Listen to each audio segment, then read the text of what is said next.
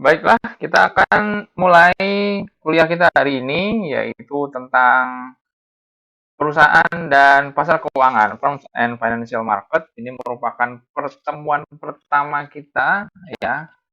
Dicoba pakai YouTube Live supaya teman-teman bisa ngirit kuota tapi tetap bisa menonton penjelasan atau video penjelasannya. Jadi biar lebih enak nanti dalam memahami materi gitu.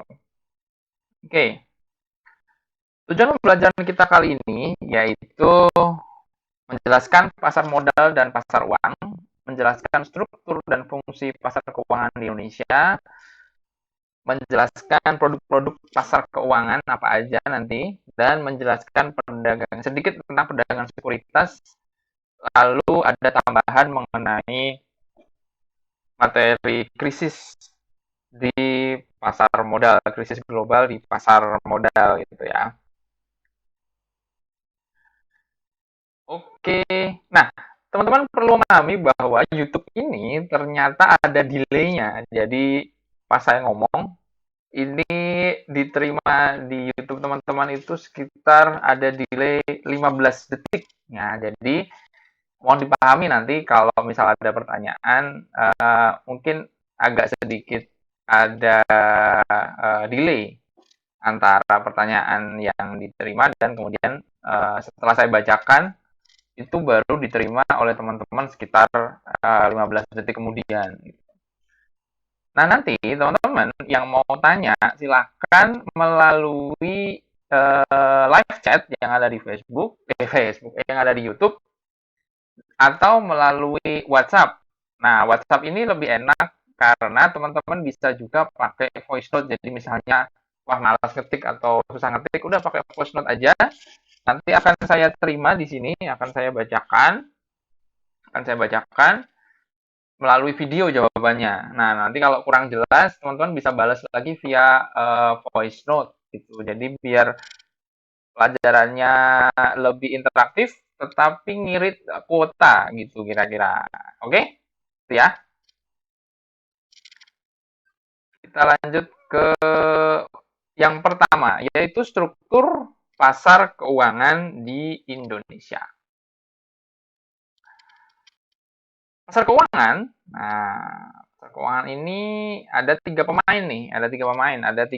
pemain utama yang melakukan interaksi atau yang terlibat di dalamnya, yaitu borrowers, savers, dan financial institution atau institusi keuangan. Ada borrowers, orang yang butuh uang, gitu ya, orang yang pengen butuh modal, butuh uang, yang pengen minjem duit, gitu ya. Ada savers. Savers itu adalah orang yang punya duit dan ingin berinvestasi atau investor, itu savers. Gitu. Jadi kayak di pasar ya, itu kan ada yang jual, ada juga yang beli. Ya, sama di sini ada yang dalam tanda kutip jual uang, menyediakan uang. Saya punya uang nih, saya pengen investasi. Ada uang yang saya butuh uang gitu. Dipertemukan di pasar keuangan. Dan di dalamnya ada juga yang terlibat yaitu institusi keuangan sebagai perantara, biasanya seperti itu. Jadi yang menghubungkan antara investor dengan pihak yang memerlukan uang atau butuh uang, borrowers, itu biasanya akan dihubungkan oleh institusi keuangan gitu. Oke, saya lanjut ya. Nah, pasar keuangan, nah ini kira-kira seperti ini bentuk interaksinya, yaitu antara borrowers gitu ya. Di sini ya, borrower, ya ini butuh uang, ya, kemudian ketemu dengan saver atau investor, orang yang punya banyak uang atau ingin menabung atau ingin menginvestasi. Nah, di sini terjadi interaksi di mana kalau borrower itu yang butuh uang. Nah, yang butuh uang itu misalnya adalah perusahaan. Perusahaan butuh uang untuk ekspansi usaha, membesarkan usahanya dan lain sebagainya. Nah, itu ya. Kemudian, karena dia butuh uang, maka akan menerbitkan misalnya obligasi atau menerbitkan saham, gitu kan ya. Nah, dengan menerbitkan saham di pasar, ya mereka bisa dapat uang, baik itu dalam bentuk penyertaan modal kalau yang dijual adalah saham atau bentuknya adalah utang kalau yang dijual adalah obligasi. Obligasi ini dibeli oleh investor yang mengharapkan return, ya, yang mengharapkan keuntungan. Kalau kita beli saham, pengennya kan sahamnya itu nanti nanti ketika di masa depan dijual dengan harga yang lebih tinggi gitu. Sama juga ketika kita sebagai investor tuh beli obligasi, kita pengen dapat keuntungan dalam bentuk pembayaran bunga. Jadi kita beli sekarang, kemudian kita dapat bunga tiap berapa bulan atau tiap tahun gitu ya. Terus nanti uang kita akan balik seperti itu. Dan ini dimediasi oleh ini financial intermediaries atau perantara keuangan ya. Bisa berbentuk bank, bisa berbentuk perusahaan keuangan, asuransi, bank investasi, ya seperti itu.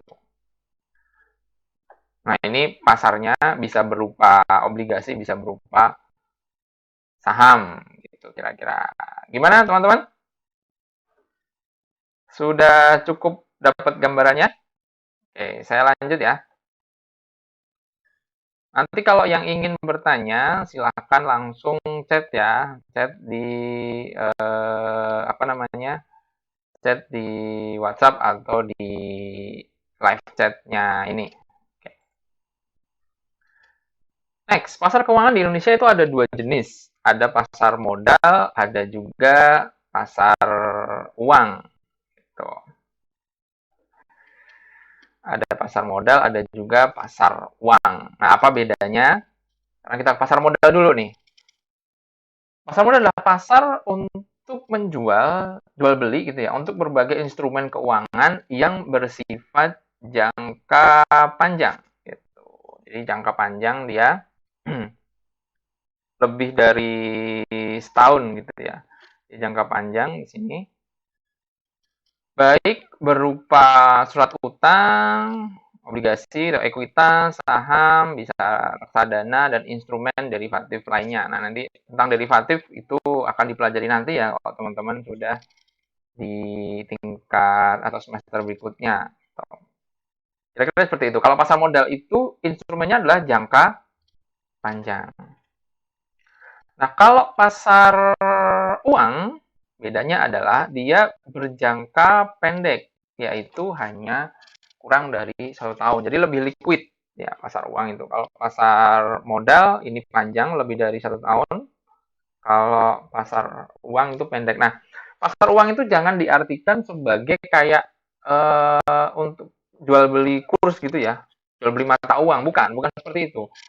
Jual beli kurs atau mata uang itu adalah bagian dari pasar uang. Jadi pasar uang itu lebih luas lagi ya. Jadi secara umum dia itu memperjualbelikan surat berharga keuangan yang berjangka waktu pendek. Jangka waktu pendek itu bisa 1 bulan, 3 bulan, 6 bulan, pokoknya kurang dari 1 tahun. Nah, bedanya dengan pasar modal, kalau pasar modal itu jangka waktunya panjang. Misalnya obligasi, obligasi itu kan jatuh temponya 5 tahun, 10 tahun, kayak gitu. Saham itu nggak ada jatuh temponya, seperti itu. Itu bedanya antara pasar uang dan pasar modal. Gitu. Nah, ini struktur dari pasar modal di Indonesia.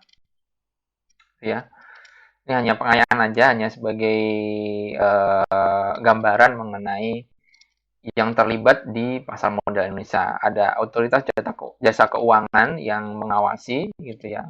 Pelakunya ada Bursa Efek Indonesia. Oke, kemudian ada lembaga-lembaga penunjang, yaitu lembaga clearing dan penjaminan, lembaga penyimpanan dan penyelesaian. Nah, ini nanti kita bahasnya nanti aja ya. Jadi bukan merupakan materi utama. Kalau teman-teman penasaran bisa kita bahas di sesi-sesi yang lain gitu.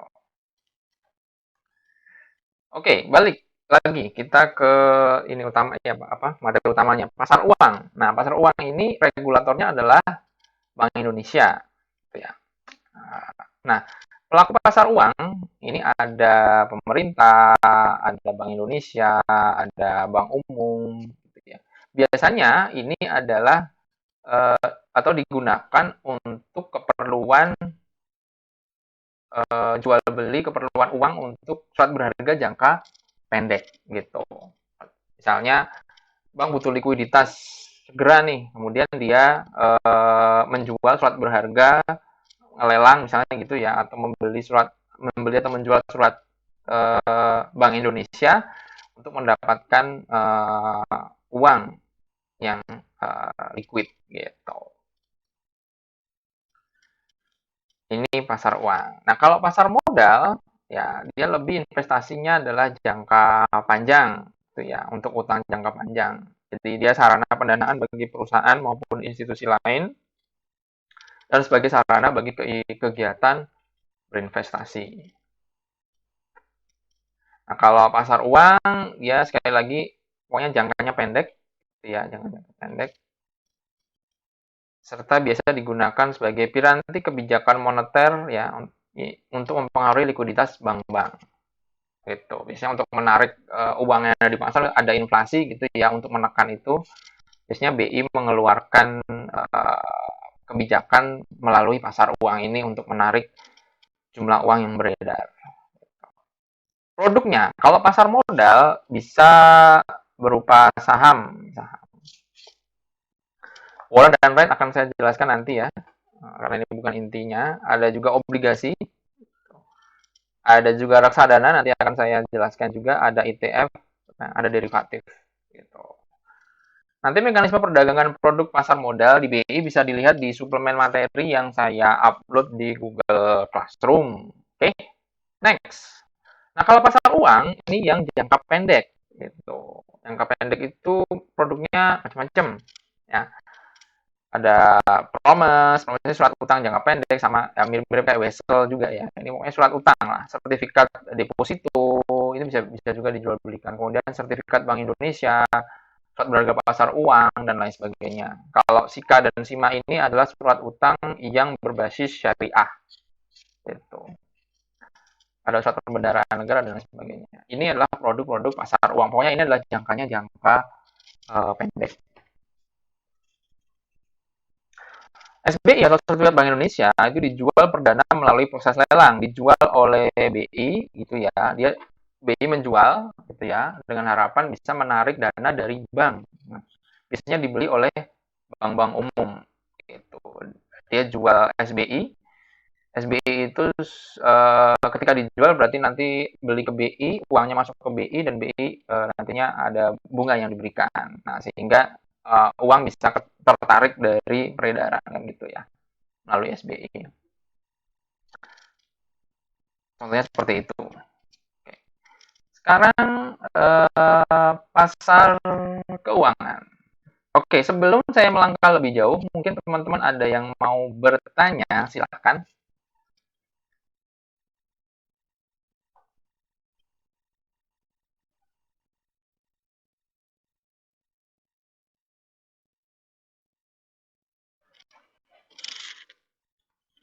Ya, ada delay 15 detik. Atau nanti ketika akan bertanya, silakan aja langsung ya, langsung disampaikan melalui apa namanya chat ya di WhatsApp maupun di live chat atau voice note ya, biar gampang, biar enak bilangnya bisa langsung ke voice note. Oke, saya lanjut. Pasar keuangan. Yang pertama tentang institusi keuangan. Nah, institusi keuangan itu seperti bank komersial, ya bank-bank yang biasa itu ya, Mandiri, BCA dan sebagainya. Ada perusahaan keuangan, perusahaan asuransi, ada bank investasi, gitu ya. Bank investasi ini agak beda dengan bank komersial. Kalau bank investasi biasanya lebih apa namanya dia ngurusin kebutuhan perusahaan, gitu ya. Jadi biasanya bukan ke individual, gitu ya. Terkait kebutuhan pendanaan misalnya dalam rangka penerbitan saham, obligasi dan lain sebagainya. Ada perusahaan investasi, gitu ya, yang melakukan tugas untuk membantu para pemilik uang, savers atau investor, dan pihak yang membutuhkan uang. Mereka jadi perantaranya. Gitu. Kalau ini tadi udah ya, pasar uang versus pasar modal. Gitu ya. Nah, contoh dari institusi keuangan misalnya adalah bank komersial. Bank komersial ini seperti bank-bank pada umumnya, ya Bank Mandiri, Bank Kopin, BPR, BTN, BCA, BNI gitu ya. Dia menghimpun dana tabungan dari para individual dan dunia usaha, ya. Kemudian meminjamkan uang tersebut yang terhimpun ya, meminjamkan uang yang terhimpun tersebut kepada pihak lain, baik itu individu maupun dunia usaha yang memberikan kredit. Dia ngambil uang dari masyarakat, menghimpun ya dana dari tabungan, deposito dan sebagainya, lalu memberikan kredit dan lain sebagainya. Jadi mendapatkan uang dari pembebanan tingkat bunga yang diberikan kepada para peminjam yang nilainya lebih besar daripada tingkat bunga yang diberikan kepada penabung. Jadi ada istilahnya margin ya, ada mereka dapat margin ya dari bunga yang mereka dapatkan pada waktu mereka memberi kredit dan dengan bunga yang mereka berikan ke para nasabah, atau itu salah satu bentuk mereka dalam mencari keuntungan ya. Di samping dengan cara yang lain, misalnya uangnya akan diinvestasikan ke surat berharga gitu ya, mereka dia dapat margin, nah itu keuntungan mereka seperti itu. Ada juga perantara keuangan non bank gitu ya, bisa juga bukan bank ya, misalnya perusahaan jasa keuangan seperti GE Capital Division gitu. Perusahaan asuransi misalnya Prudensial. Prudensial itu asuransi itu kan ketika dia jual asuransi kan kita harus bayar premi gitu ya, tiap bulan kita harus bayar. Nah, seperti itu. Nah, uangnya yang dia kumpulin, nah itu kan nanti diputar tuh, diputar bisa salah satunya melalui investasi di pasar modal atau pasar uang, sehingga kalau ada klaim gitu dia punya uang untuk bayar. Ada bank investasi juga di sini, ada bank investasi. Misalnya Mandiri Securities seperti itu juga bank investasi. Kemudian ada perusahaan investasi macam-macam ya.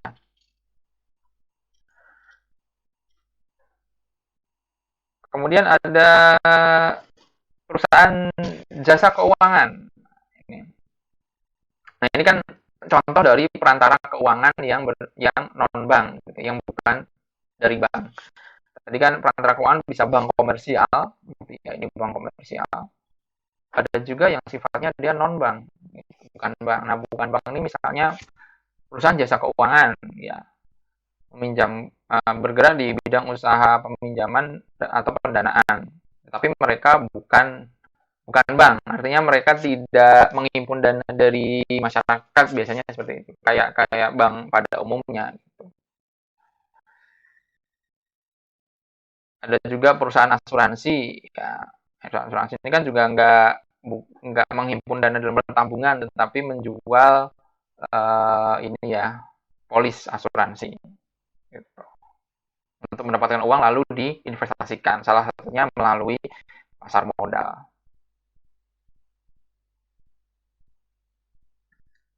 Oke, kemudian next adalah bank investasi.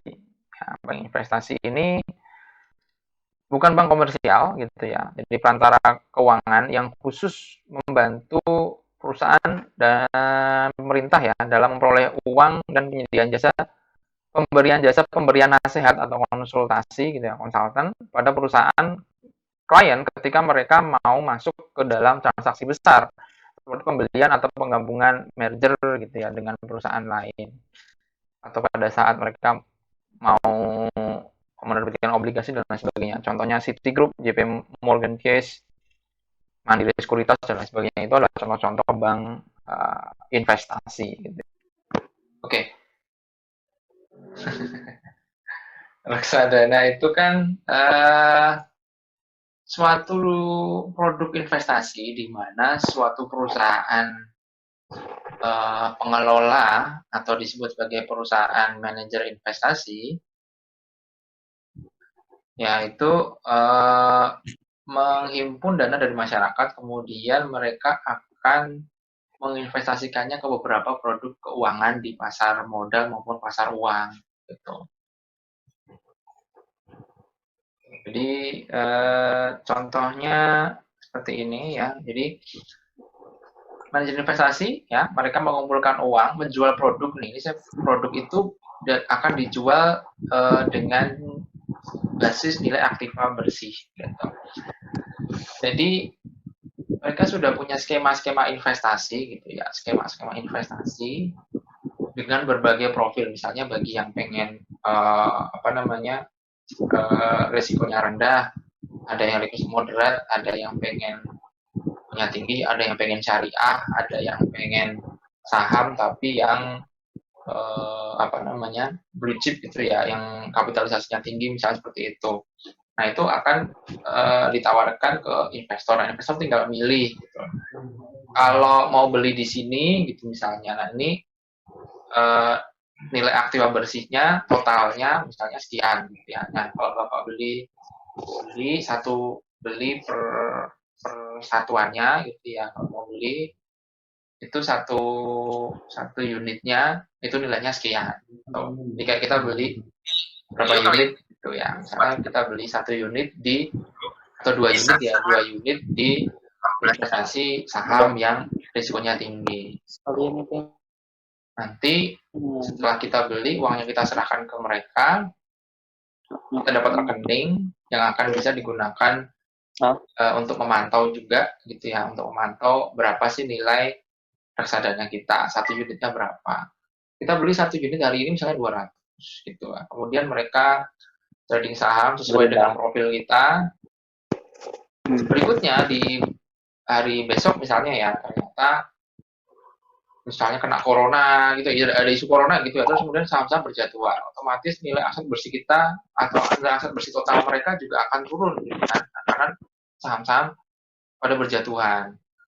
Nah misalnya kita, waduh, kok ada isu kayak gini, saya pengen jual aja deh daripada semakin ke sana semakin rugi gitu.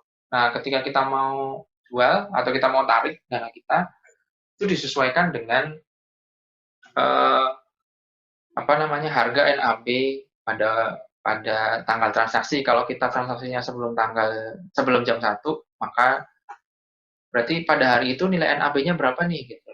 Dan itu ditentukan tidak real time ya, itu ditentukan setelah setelah selesai ditutup, berarti NAB pada hari itu berapa. Jadi bukan real time kalau reksadana biasa. Jadi kalau sebelum jam 1 berarti harga penutupan di hari itu. Misalnya ternyata ditutup di harga satu unitnya itu 80, dari awalnya kita beli tadi 100. Lalu kita punya dua, berarti kan awalnya kita beli 200, sekarang cuma tinggal 100. Nah, kalau 80 berarti 2 kali 160. Berarti kita rugi 40. Misalnya seperti itu. Tapi kalau sahamnya pas bagus ya bisa aja nanti meningkat. Bedanya dengan ETF, Exchange Traded Fund, itu adalah Exchange Traded Fund itu adalah reksadana juga, cuman dia dijual belikan di pasar modal, jadi real time, lebih fleksibel. Kalau reksadana itu kita masukin narik dana itu lewat agennya, nah gitu lewat manajer investasi lewat perusahaan tadi. Dan sistemnya adalah kalau kita misalnya gini, tadi ya saya udah sampaikan bahwa dia tidak real time. Kalau kita jual hari ini, maka itu berarti perusahaan itu akan menghitung dulu kira-kira nanti hari ini penutupannya itu ditutup di harga berapa gitu. Baru kemudian kita dapat harganya. Tapi kalau ETF jam 8, misalnya jam 9 kita lihat harga udah mulai turun. Waduh, kayaknya nih sentimennya turun nih gara-gara pernah. Ah, kita jual aja. Misalnya di harganya masih di 90. Gitu. Jadi kita tidak perlu menunggu langsung dijual di saat itu juga. Ketika laku ya sudah kita bisa tutup di harga 90. Jadi ruginya cuma per satuannya cuma 10. Kalau reksadana, yaudah kita tutup hari ini. Nah, kita nggak tahu tuh berapa. Kita nunggu dulu harga penutupan baru benar-benar ketahuan. Gitu. Tadi nggak real time. Bedanya seperti itu aja. Itu untuk sebagai yang apa ya, mempermudah aja membedakan antara ETF dan reksadana. Gitu. Next kemudian ini ETF udah. ETF juga baru di Indonesia. Hedge fund ini adalah derivatif, saya lewat aja nanti karena tidak sampai di sini. Private equity firm. Private equity firm itu adalah suatu pelaku juga di pasar keuangan di mana ini kan private equity firm ya. Namanya private, maka dia tidak bersifat publik. Itu tidak bersifat publik. Jadi dia hanya melayani sorry. Dia melayani kebutuhan pendanaan perusahaan secara private ya. Jadi suatu perusahaan perantara keuangan yang berinvestasi pada ekuitas yang tidak diperdagangkan di pasar modal secara publik gitu. Contohnya adalah modal ventura dan perusahaan leverage buyout. Modal ventura ini banyak kita kenal sebenarnya ya, kayak apa ya, SoftBank itu sebenarnya juga modal ventura. Jadi dia suatu kumpulan modal untuk mendanai perusahaan-perusahaan yang penjualan sahamnya itu tidak secara publik gitu ya. Jadi tidak secara publik. Dan biasanya ini untuk mendanai yang perusahaan-perusahaan private startup. Gojek, Tokopedia itu banyak mendapatkan suntikan dana modal ventura. Jadi itu tidak lewat bursa. Jadi ada perusahaan yang memang dia ngumpulin duit dari dari misalnya dia konglomerasi gitu ya, dia punya duit. Nah, kemudian duitnya ini diinvestasikan dalam perusahaan yang dinilainya dia punya belum go public tapi dinilai dia punya potensi besar sehingga dia nanam uangnya di sana. Dan ini biasanya risikonya tinggi. Biasanya dilakukan oleh perusahaan-perusahaan yang punya modal gede. Contohnya kayak Sequoia Capital, SoftBank yang banyak SoftBank kan banyak bermain di perusahaan startup yang zaman sekarang ya, gitu. Modal ventura, jadi dia kumpulan modal untuk diinvestasikan ke perusahaan yang dianggap mempunyai startup yang mempunyai prospek ke depan yang tinggi. Nah, kalau LBO firm itu adalah perusahaan-perusahaan yang uh, dia mengakuisisi ya leverage buyout biasanya. Biasanya dia ngasih utang dulu atau istilahnya mencari perusahaan-perusahaan yang sedang kesulitan gitu ya, misalnya dalam nggak bisa bayar utang dan sebagainya, dia beli. Nah, ketika di kesulitan kan biasanya perusahaan itu akan dijual pada harga murah gitu ya misalnya. Nah, kemudian ketika dia beli, harapannya ketika dia beli perusahaan kan biasanya perusahaan itu sudah punya modal gitu ya. Misalnya kayak AirAsia dulu sebelum dibeli oleh pengusaha siapa itu? India itu, Malaysia itu ya. Itu kan dulu juga hampir kemudian dia beli dan kemudian merebranding dan sebagainya dia menjadi perusahaan besar kayak gitu. Jadi dia cari perusahaan-perusahaan yang sudah menjalankan usaha dianggap sudah produknya sebenarnya menarik tapi kesulitan keuangan. Nah, kemudian dia tawari ya udah saya beli aja gitu. Saya beli harapannya dengan harga murah dan harga murah itu berharap dengan segala risikonya ya dia kembangkan lagi, dihidupkan kembali untuk mendapatkan keuntungan. Kira-kira seperti itu.